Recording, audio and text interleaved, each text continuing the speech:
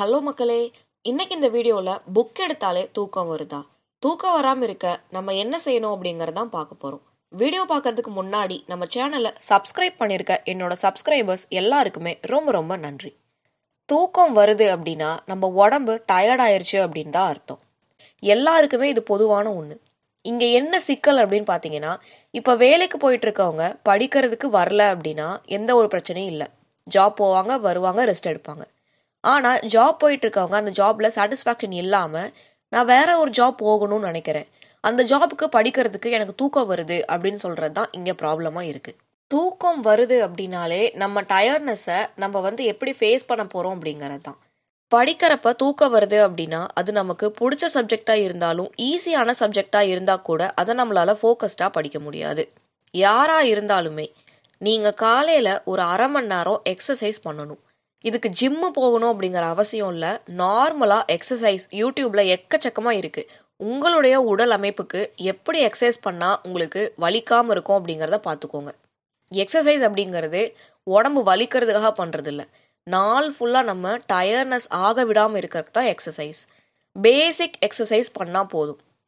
So wait லாஸ்க்கு, wait கெயினுக்கு அந்த மாதிரி நான் சொல்லலை. நார்மலான எக்ஸசைஸ் நல்லா ரெஃப்ரெஷிங் கொடுக்குற மாதிரி உங்களுக்கு தகுந்த மாதிரி நீங்கள் சர்ச் பண்ணி டெய்லியும் மார்னிங் ½ பண்ணுங்கள். உங்களுக்கு இதுக்கு முன்னாடியே யோகா மெடிடேஷன் பண்ணுற ப்ராக்டிஸ் இருந்துச்சு அப்படின்னா நீங்கள் ஒரு 10 நிமிஷம் மெடிடேஷன் இல்லை யோகா கூட பண்ணலாம். அதுக்கடுத்து எக்ஸசைஸ் அப்படிங்கிறத ஒரு 15 மினிட்ஸ் அந்த மாதிரி வச்சுக்கோங்க. யோகா மெடிடேஷன் பண்ணுறவங்க எக்ஸசைஸை 15 மினிட்ஸ் பண்ணுங்கள். யோகா இல்லை மெடிடேஷன் பண்ணாதவங்க எக்ஸசைஸை ஒரு ½ பண்ணுங்கள். இந்த எக்ஸசைஸ் பார்த்தீங்கன்னா உங்களுக்கு நாள் ஃபுல்லாக உங்களை ரெஃப்ரெஷிங்காக வச்சுருக்கும். நீங்கள் எவ்வளோ வேலை செஞ்சாலுமே உங்கள் பாடி டயர்டாக விடாமல் வச்சுருக்கும்.